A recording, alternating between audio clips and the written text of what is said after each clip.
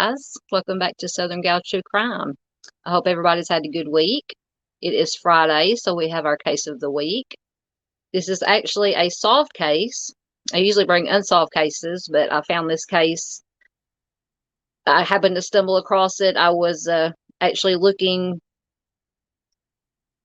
doing my research, as I call it, which consists of me just getting on Google and looking up articles and stories about unsolved cases, missing persons, whatever the case may be. And I came across this article, had about 9 or 10 cases that had been solved by forensics and DNA. And that always piques my interest when I find anything that's solved with DNA.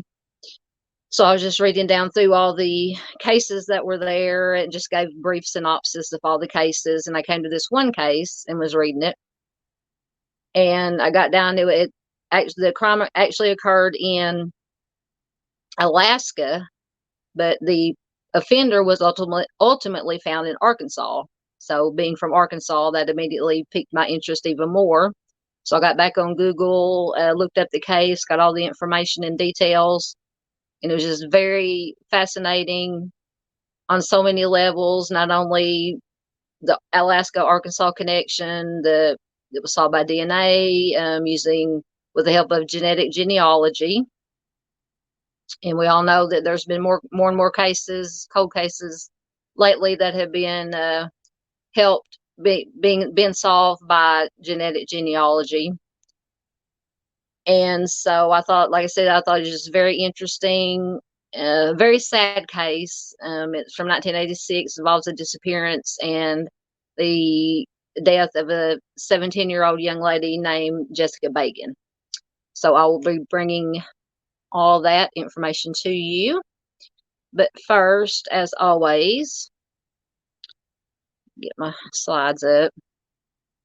I always feature a current missing person on all my videos to try to give back and help be a positive voice for the missing. And this information comes from the Morgan Nick Foundation Facebook page, and I will put a link to this post in the description box, as always. And I implore you, please share it everywhere you can to help get this information out to as many people as possible. So our missing person for tonight is Noah Hawkins. He is just 17 years old. He went missing from Cabot, Arkansas on November 10th of this year. So it's not even been, not a month yet. He is a white male, 5'11", 170 pounds, brown hair, brown eyes.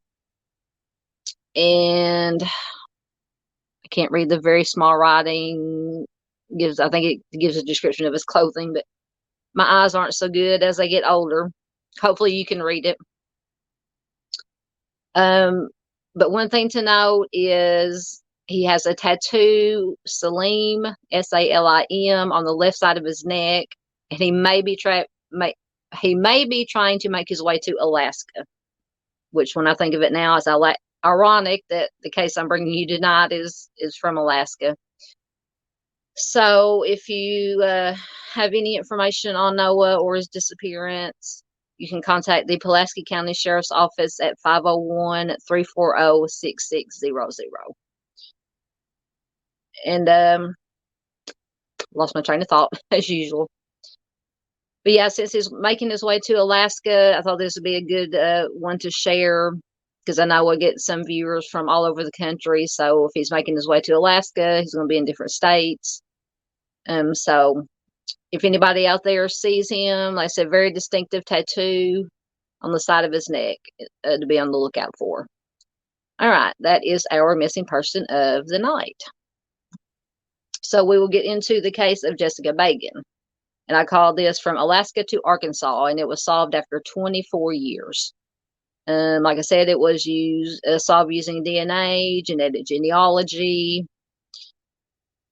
and it's just amazing. And with the help of all these dedicated investigators and authorities, they worked very well together, from Alaska police to the Arkansas police, FBI. Just everybody pitched in and got this case solved. So we will get to Jessica's information. So Jessica went missing or disappeared in the early morning hours of May 4th, 1996. She had just turned 17 years old. I believe her birthday was actually the 3rd. And she had gone to her sister's house with a friend to visit with her sister and her friend. And then after they visited, she decided that she was going to walk home alone.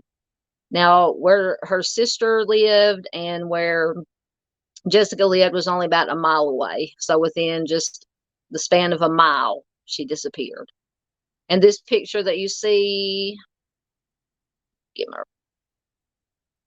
on the left, I'm backwards. This is an actual picture that was taken just hours before Jessica disappeared. So this is what she was wearing when she disappeared, what she looked like. Like I said, she just turned 17. So she decided to walk home alone, just a mile away from her house. The next morning, her parents woke up and discovered that she had never made it back home. So the parents, of course, got in touch with the sister and said, "Hey, have you seen Jessica?" She just said no. She walked home, decided she was going to walk home, and she never made it. Like I said, just scary. Within just 1 mile, and she disappears. So, of course, her father reported her missing to the Sitka Police Department. It says in the early morning hours of May 5th. That's kind of confusing to me. I don't know if it's a misprint because it said she disappeared in the early morning hours of May 4th. And her father reported it in the early morning hours of May 5th. But regardless, he reported it. Later that evening, he went back to the police department and to confirm that she still had not returned home and that she had not had any known contact with any of her friends or family. So she just disappeared once again, seemingly disappeared into thin air. That's just always the scariest part to me about these cases is how somebody can just go missing just like that in the blink of an eye and the snap of a finger, 1 mile away from home, and she just disappears. Very scary. So after her father reported her missing, the Sitka Police Department mobilized a local search and rescue team. They focused their efforts in the wooded area west of the Indian River between the campus of Sheldon Jackson College and Sawmill Creek Road. And an interesting thing to note when I was reading up on this case, and most of this information comes from, I found the actual Sitka Police Department press release and downloaded the PDF of when they ultimately found her and found the offender. It gave all the information. So that's where this information comes from. But in another article I read, this Sheldon Jackson College actually helped train. They had a department that helped train. It had something to do with the training. I don't know if it's police officers or just something to do with the training of people who work for the police department. So I found that ironic. Excuse me. During the search, the shirt that Jessica had been wearing when she disappeared was found. And then less than 2 hours later, Jessica's body was found. And this was, it says, on May 6th. She had been left, and this is so sad, just discarded and buried in a hollowed out area beneath the trunk of a large fallen tree. And this tree was approximately 70 feet off the back path, which paralleled Sawmill Creek Road. So just 70 feet off the road, across the street from this college, Sheldon Jackson College, off the back path, she was found. And it is lucky that they found her, in my opinion, because especially if she was covered, it says she was buried beneath the hollowed out tree. I think I read in one article it had been hastily covered up with leaves and debris. And we all know how hard it can be in like a wooded area. If the body's covered up, you could walk right past it and not even know it's there. Most times when somebody is found in a wooded area, it's usually by accident.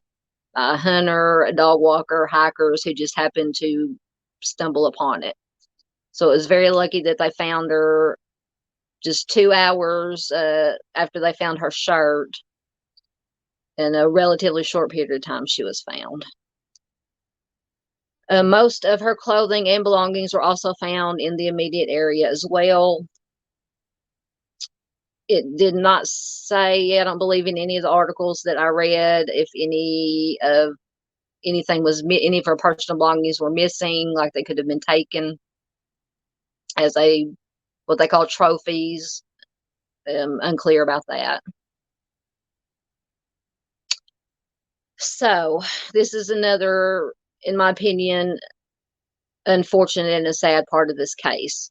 So 9 days after Jessica was discovered deceased, a man, and I just put his first name Richard, I did not put his last name because we'll get into it. A man named Richard, who was a local man. If I remember correctly, he worked as a janitor at one of the businesses in Sitka. He actually lived on a fishing boat in Sitka Harbor. He confessed to Jessica's assault and killing. And it says, while there was plenty of circumstantial evidence, and in all the articles I read, it did not say what this supposed circumstantial evidence was, but be that as it may, it was determined months later that none of the physical evidence collected from the crime scene connected this gentleman Richard to the actual crime. But he did eventually went to trial for the crime, but he was found not guilty on all charges. So from what I gathered from the articles I read about this gentleman, it said that he had diminished mental capacity, and his lawyers alleged that he was either coerced or led into confessing to this crime by authorities. Now, we weren't there. We don't know what happened. We know that this does happen. Like I said, and he ended up spending 13 months in prison while he was waiting for the trial to start. So even though, thank goodness, he was acquitted, found not guilty on all charges, it's still just so sad that he lost 13 months of his life. And he ultimately moved away from Sitka after this happened. And I forgot where he moved to. I wouldn't say where anyway, just because he was acquitted. But he lost 13 months of his life. He had to leave his home to get away from, because even we all know, that's why I'm always so careful when I do these stories, that if there is a suspect or a person of interest, unless they are publicly named or convicted or whatever the case may be, I don't give the name. That's why I just gave his first name, because it can ruin so many people's lives have been ruined. We've seen it happen in recent cases of some people put these names out there. Oh, this person definitely did it, and we know they did it, and then it turns out they have nothing to do with it, but their name is out there, and it just ruins their life. So I'll get off my soapbox about that. So anyway, this gentleman, Richard, was acquitted on all charges. The hunt for Jessica's killer went on, and they had DNA. I believe it said they tested 100 or more people DNA trying to match. None of them matched. So her case ultimately went cold. Okay, see if I can read this little writing. So, despite years of investigation by the Sitka Police Department with occasional assistance from Alaska State Troopers, a private investigator was commissioned by Jessica's family. The case remained unsolved. More than 100 potential suspects were cleared through DNA comparison, and like I said, the trail went cold. In 2007, with the original Sitka police officer that investigated the crime serving as the lieutenant that oversaw the Alaska State Trooper Cold Case Investigation Unit. That's a mouthful to say, especially this late at night or early in the morning. The investigative efforts into Jessica's crime were renewed. Every retired officer seems to have that one case that they can't let go that just haunts them. And I've heard this with so many investigators that work these cold cases or have investigated the case originally and it went cold. They said it just haunts them. They just have that one case that stays with them. And Lieutenant Dave Tugman said, "This case was mine," talking about Jessica's case.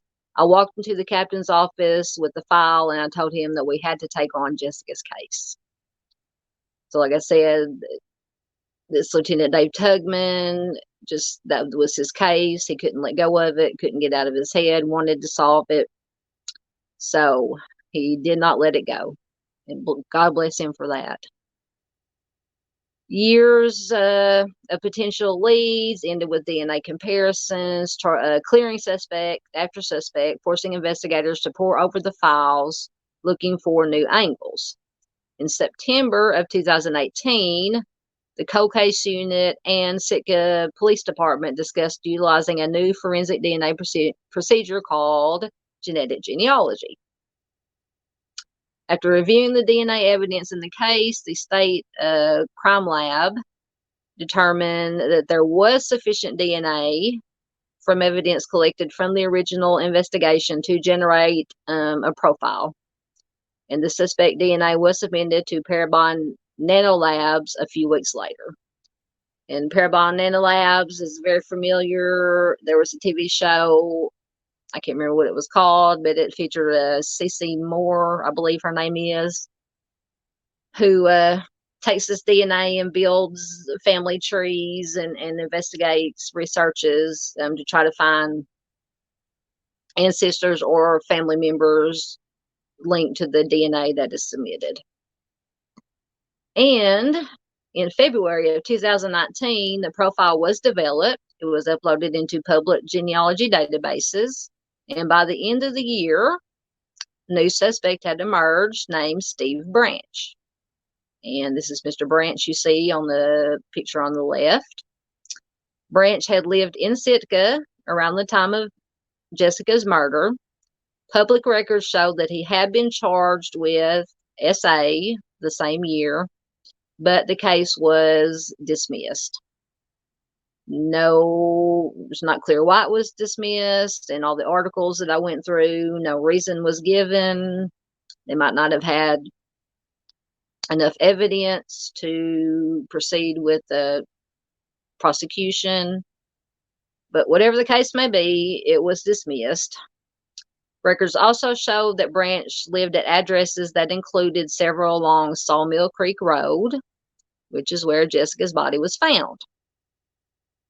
And it is not clear whether Branch had ever been previously identified as a suspect in Jessica's death. So apparently in all these hundreds of DNA samples that were taken, either he was not a suspect, his DNA was never taken. Like I said, unclear if he was ever on the radar at that time. So he just kind of slipped through the cracks, unfortunately. So in 2010, Steve Branch moved from Sitka, Alaska to Arkansas, which is where I'm from, Arkansas.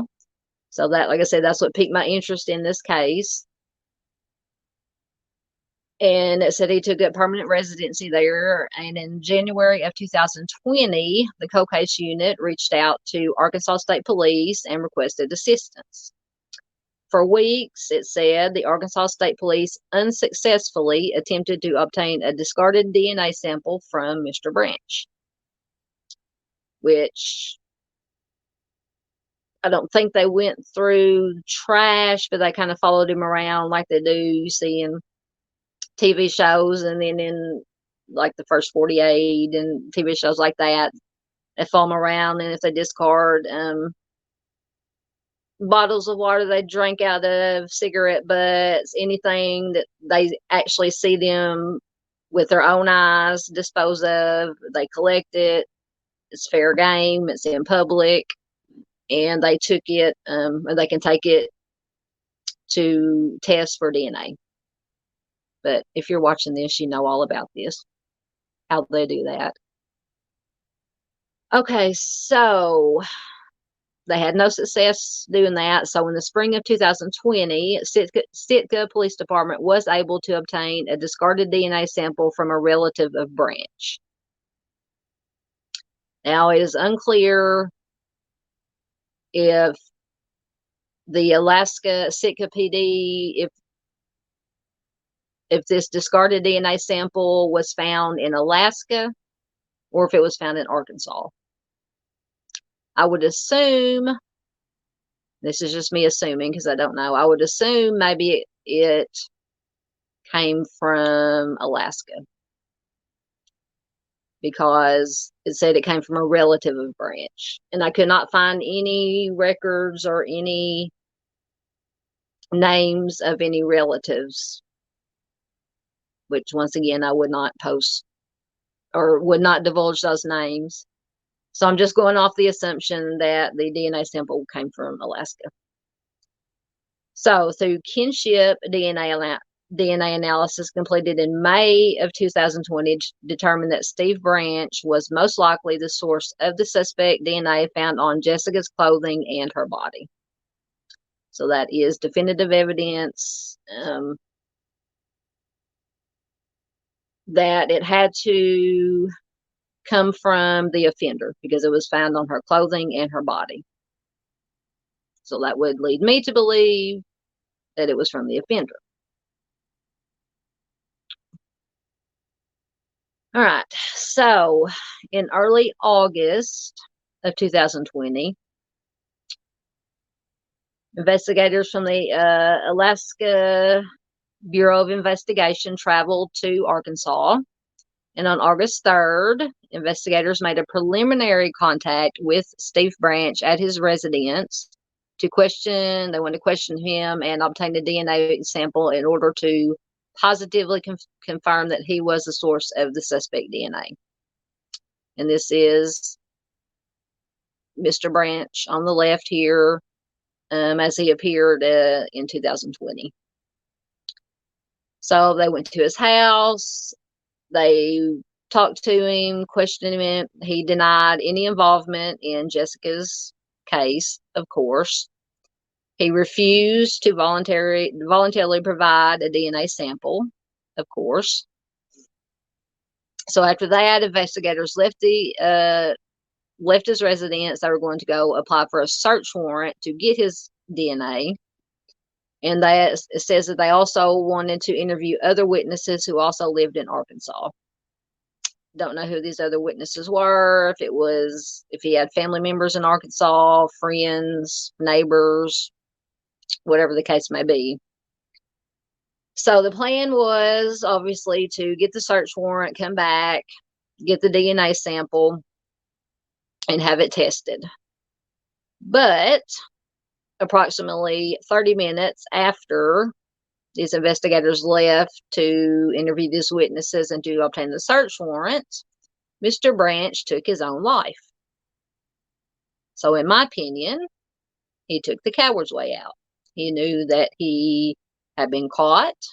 It was just a matter of time before they would match his DNA and he would be arrested. And he decided to off himself. Lonoke County Sheriff's Department investigated and of course determined that it was self-inflicted, that he took his own life. So how did they ultimately match Mr. Branch's DNA to solve this case? So I'm going to read to you. This is from the press release, part of the press release. It says it's from August 11th, 2020. And it says, today, Alaska State Troopers and the Sitka Police Department announced the closure of the Jessica Baggen cold case. Steve Branch, 66, of Austin, Arkansas, the suspect of the assault and killing of Jessica Baggen, took his own life on August 30th, 2020, after denying to investigators that he had any knowledge of the crime and refusing to provide a DNA sample for comparison to the DNA collected on the scene 24 years ago. Investigators, after securing a search warrant, collected Branch's DNA during his autopsy. So there you have it. They got his DNA from his autopsy. Because before I went back and reread the press release, when I found out that he had ultimately took his own life before giving the DNA sample, I was like, well, where did they get his DNA from? From the autopsy. And probably if I was smarter, y'all probably figured that out before I did. So on Monday, August 10th, 2020, the state of Alaska crime lab in Anchorage confirmed that Branch's DNA matched the suspect DNA found on Jessica and at the scene. So that is how they linked Steve Branch in Arkansas to the killing of Jessica Baggen in Alaska.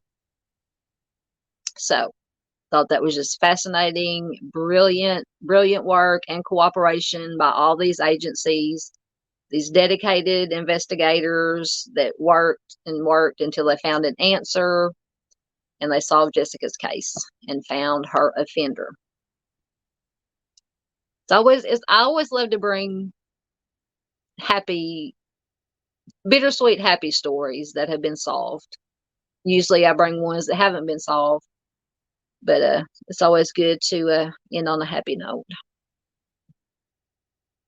So this is a statement that was given by the Sitka authorities.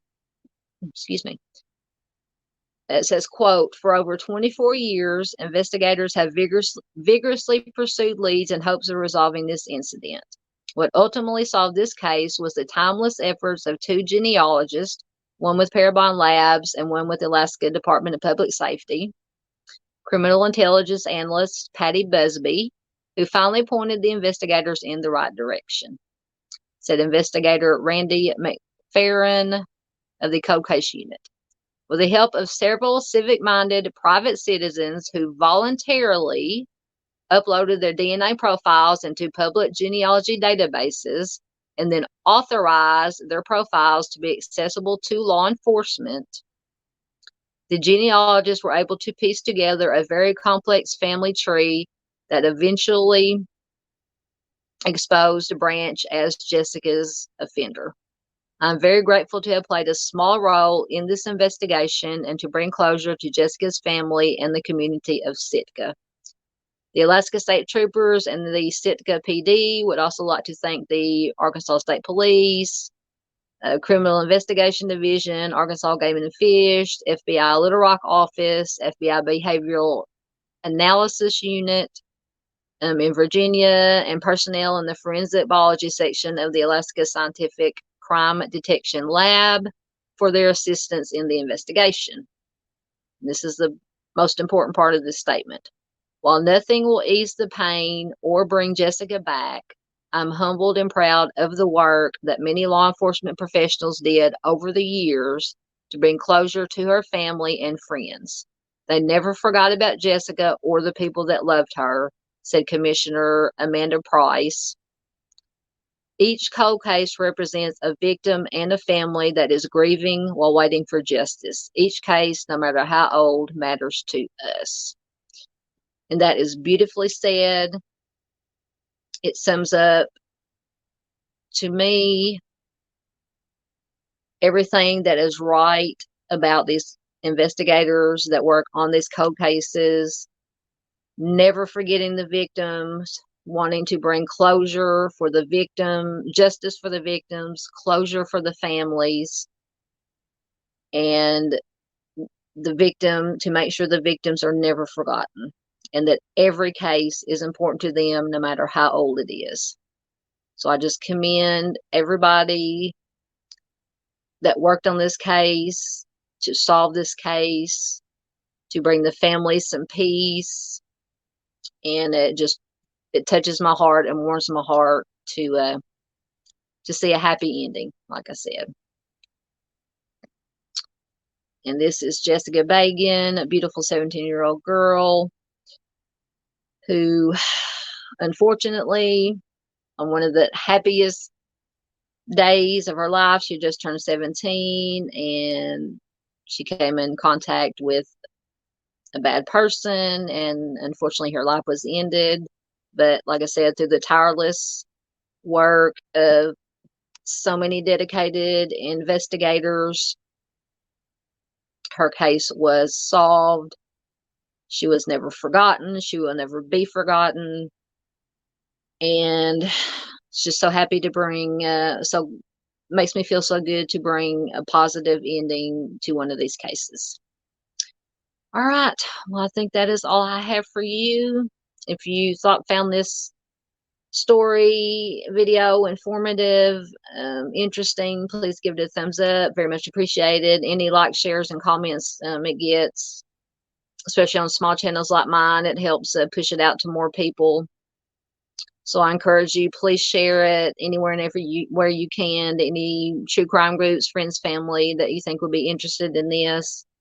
If you like what I do here at Southern Gal True Crime, if you haven't already, please consider subscribing and hit the notification bell to all, so you'll be notified when I upload new videos or do a live stream.